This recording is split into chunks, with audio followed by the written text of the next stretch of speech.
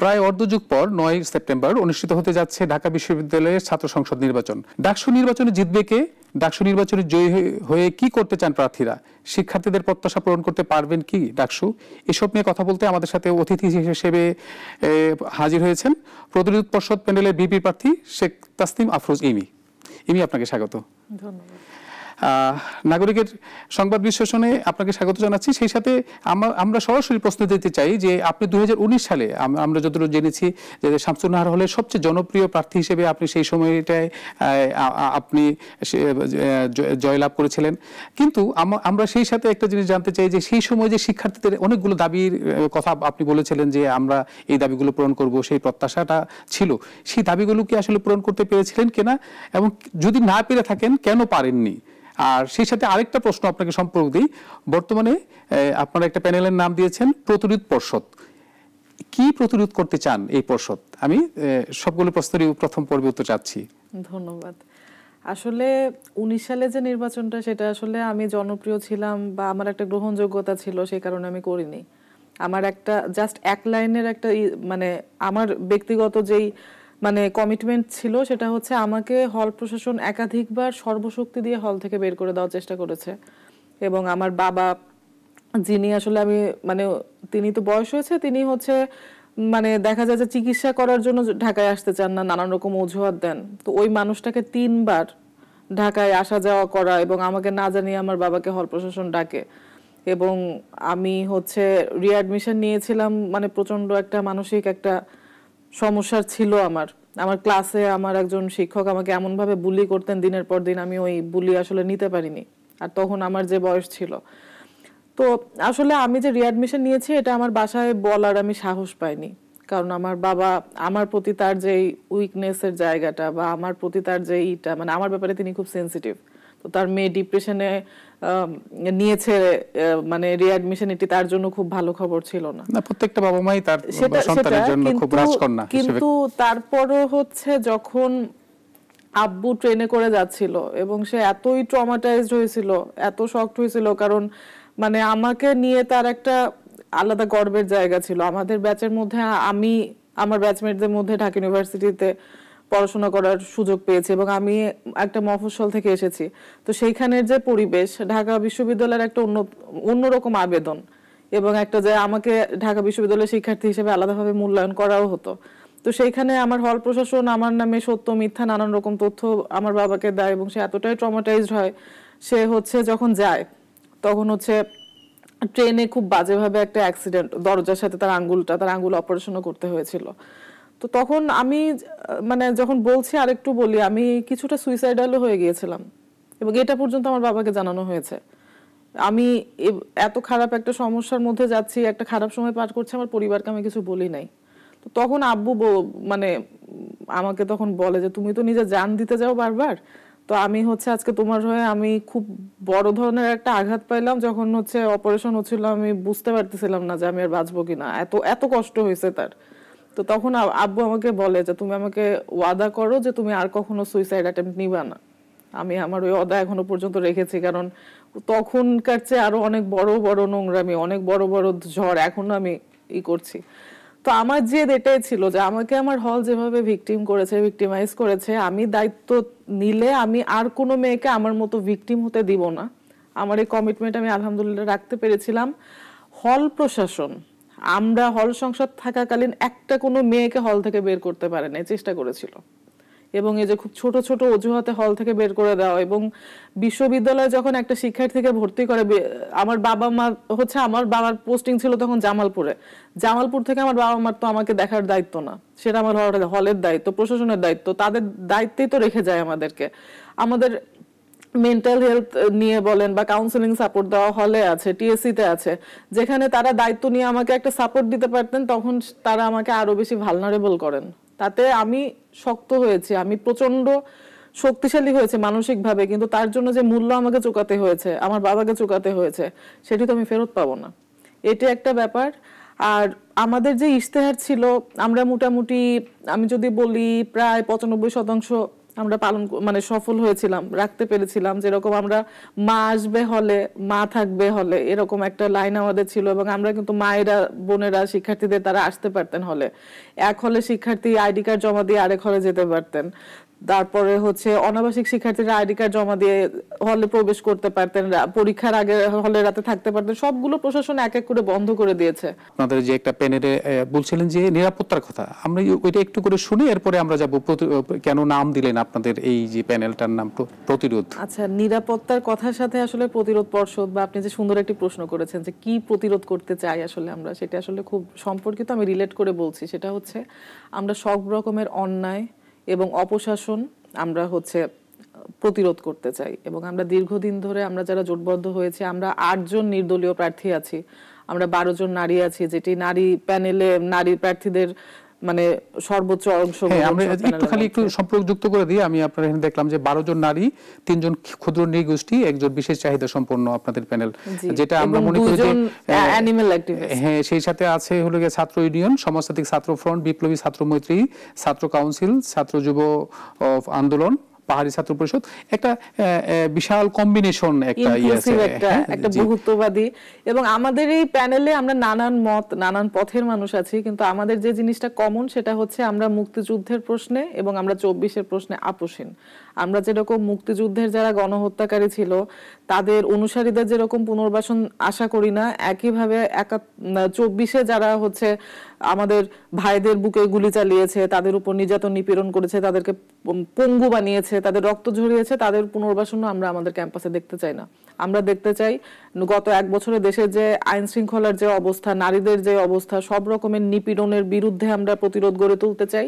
এবং ক্যাম্পাসে আসলে শুধু ক্যাম্পাসে না, সারা দেশে জুলাই মেয়েদেরকে যেভাবে কোণঠাসা করে ফেলা হয়েছে, আমার প্যানেল থেকে কিন্তু আমরা ফাইট ব্যাক করা সর্বোচ্চ নারী প্রার্থী দিয়ে কিন্তু আমরা আমাদের নারীদের অবস্থানটা জানান দিয়েছি। হ্যাঁ, এটা আরেকটা যুক্ত করতে চাই যে আপনারা একটা কাজ করেছেন, যে আপনারাই প্রথম উদাহরণ তৈরি করেছেন যে একজন প্রার্থী যিনি জুলাই আন্দোলনের যোদ্ধা ছিলেন, তার সেই পদে আপনারা প্রার্থী রাখেননি। আমরা এটা ছাত্রদলও করেছে, বাকশাসও করেছে।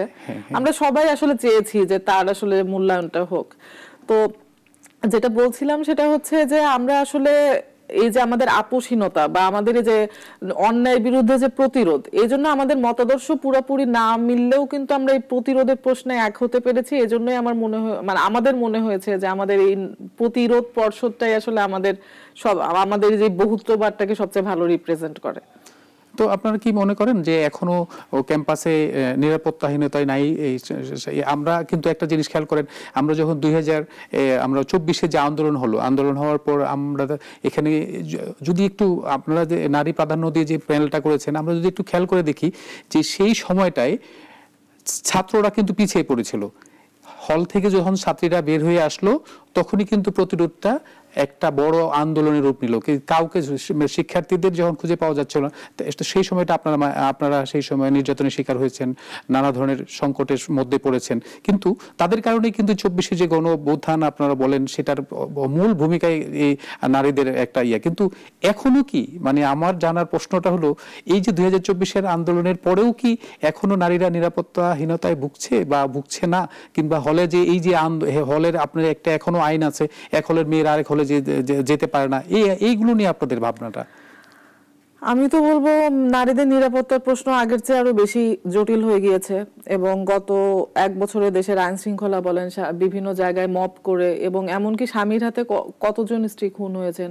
আমাদের এই যে মানে একটা বড় ফ্যাসিবাদী কাঠামো ধসে পড়ার কারণে আমাদের নিজেদের ক্ষুদ্র ক্ষুদ্র যেই মানে কি বলবো যে অসহিষ্ণুতা, এবং সেইভাবে ধরেন যে একটা লম্বা সময় ধরে আমরা বিচারহীনতার মধ্য দিয়ে গিয়েছি, এবং 1 বছরেও যে আইন শৃঙ্খলা এবং বিচার ব্যবস্থাটাকে ঠিক করা গেল না, তার কারণে আসলে অপরাধগুলো একদম মানে ঘরে ঘরে ঢুকে গিয়েছে।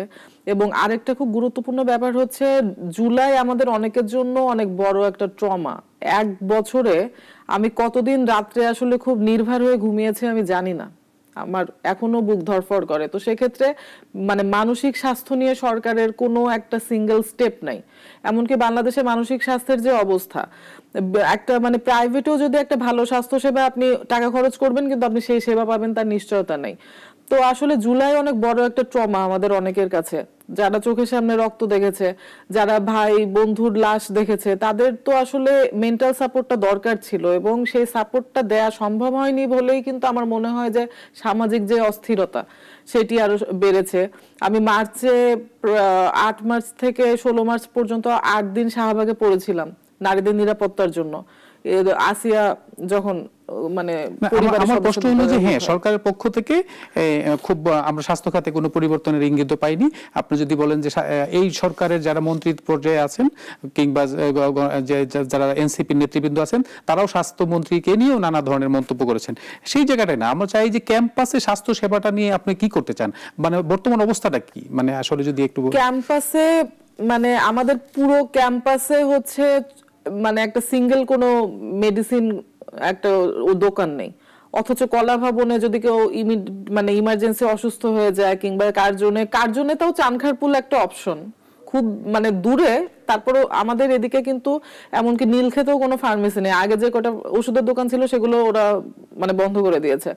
তো আসলে এটা তো একদম বেসিক, এবং একজন মানে চিকিৎসা কর্মকর্তাকে যদি নিয়োগ দেওয়া যায় কলা ভবন এবং কার্জনের জন্য, এটি তো খুব কঠিন কিছু না। এবং আমাদের যে মেডিকেল সেন্টার আছে তারা 3 বেলা প্যারাসিটামল ছাড়া আর বিশেষ কিছু দেয় কিনা আমরা জানি না। তো সেই ক্ষেত্রে আসলে এখানে কাজ করার আমি মনে করি যে বিশ্ববিদ্যালয়ের আসলে সক্ষমতা আছে, কিন্তু তারা আসলে কেয়ারই করে না, এবং এই যে তাদের কেয়ার না করা, এই জায়গাটাতে আমরা প্রতিরোধ করতে চাই। ডাকসু কি আসলেই পারবে এই যে যদি নির্বাচন হয়? আমরা দেখেছি 2019 সালে নির্বাচনের পরে যতটুকু প্রত্যাশা পুরোপুরি পূরণ হয়েছে বলে আমাদের কোনো ধারণা নেই। তাই ডাকসু, এই যে সাধারণ শিক্ষার্থীদের প্রত্যাশা কি ডাকসু পূরণ করতে পারবে কিনা, ইমির কাছ থেকে আমার জানার। ডাকসু শুধু ঢাকা বিশ্ববিদ্যালয়ের শিক্ষার্থী না, ডাকসু পুরো দেশের মানে যে আশা সেটি পূরণ করতে পারে। এবং টেকনিক্যালি যদি 19-এর ডাকসুকেও ধরেন, আমরা যেহেতু রানিং, ডাকসু 3টা সরকার ফেলে দিয়েছে বাংলাদেশের ইতিহাস, তো সেটি তো একটা ব্যাপারই। এবং এই কারণে 90-এর পর থেকে ডাকসু বন্ধ করে দেওয়া হয়েছিল। সরকারি যারা ধরেন যে ব্যবসায়ী এবং আমলারা যেহেতু সরকারি মানে চাকরি শেষ হয়ে গেলে সরকারের দায়িত্বপূর্ণ জায়গায় যান, তারা আসলে ইনসিকিউরিটিতে ফিল মানে করেন। এই কারণেই আসলে ডাকসু ইটসেলফই মানে প্রমাণ যে একটা যে এর অপরিহার্যতা কতটুকু, এটা একটা গেল। এবং আমরা কি করব সেটা যদি বলি, আমার আসলে আবার ডাকসুতে মানে কেন্দ্রীয়ভাবে আসার একটা কারণ হচ্ছে আমার কাজ অসম্পূর্ণ ছিল।